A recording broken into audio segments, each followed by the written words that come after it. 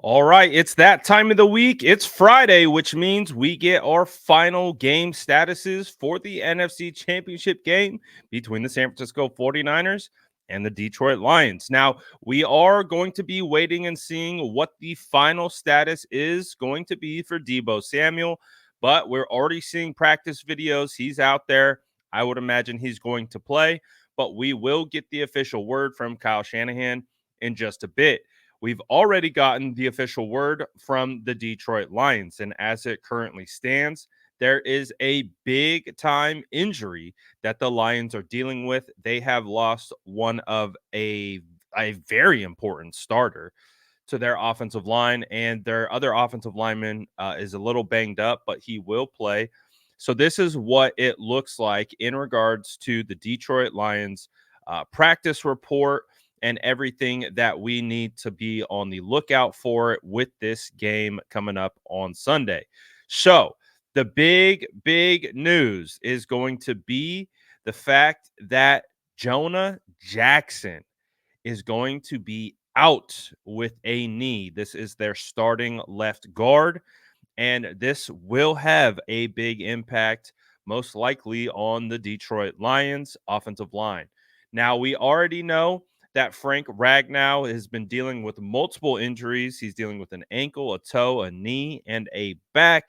And he didn't practice earlier this week, but he was able to pull in a full participation today, and he is completely off the injury report. So Frank Ragnow will play, but a big loss to that offensive line with Jonah Jackson being out.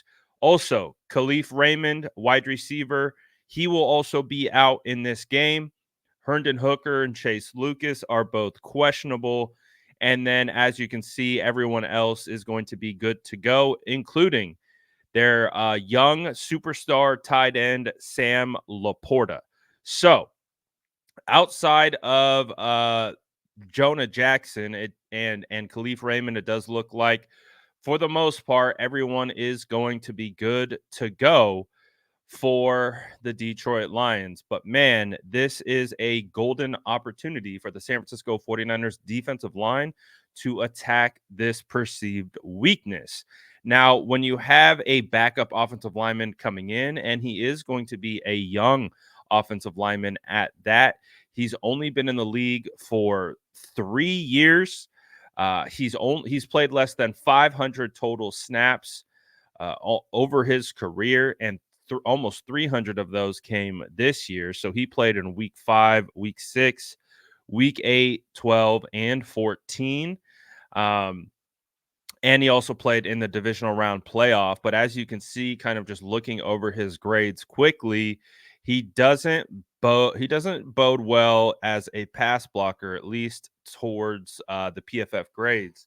So that could be a big opportunity for guys like Javon Hargrave, Eric Armstead, Javon Kinlaw, Kevin Givens, whoever, Sebastian Joseph Day, to really create havoc on the interior of that offensive line. The quickest way to get pressure on a quarterback is up the middle. So if you can attack the A and B gaps on his side and make him very confused, you have an opportunity to go after and attack this young player. So that really has to be an emphasis of Steve Wilks and the game plan. And I really want to see this defense confuse Jared Goff and confuse this young offensive lineman, because as you guys know, in pass protection, you have to be clued in onto staying assignment sound, not biting on what the defense is trying to bait you with.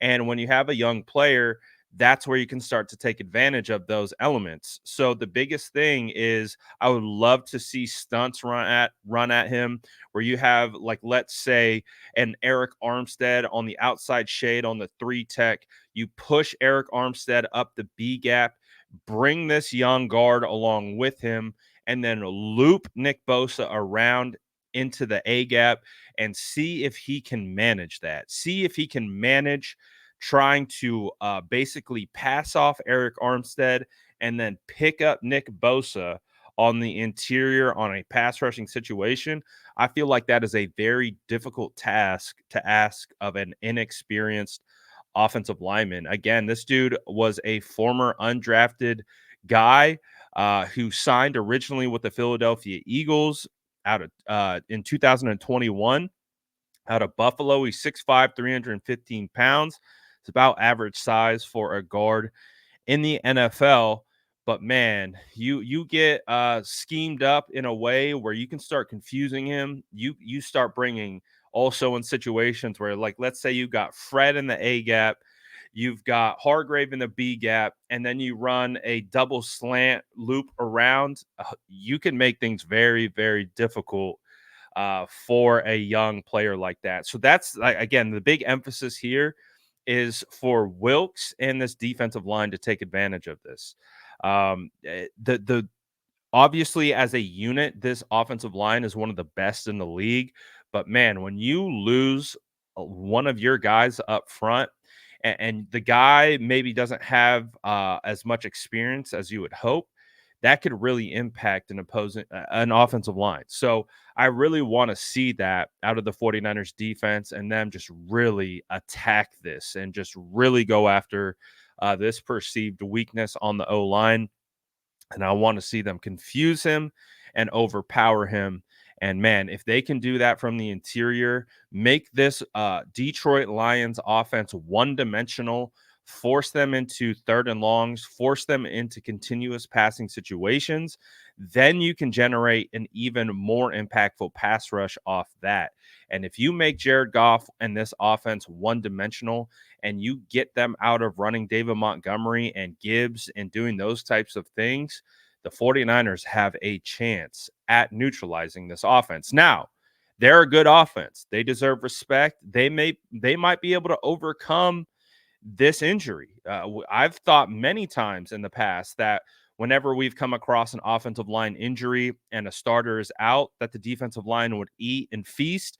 Honestly, hasn't been the case. So part of the challenge is challenging our defensive line to take advantage of this perceived weakness and go and attack, So I would love to see the defensive line get after it and really basically neutralize this offensive line from the interior out.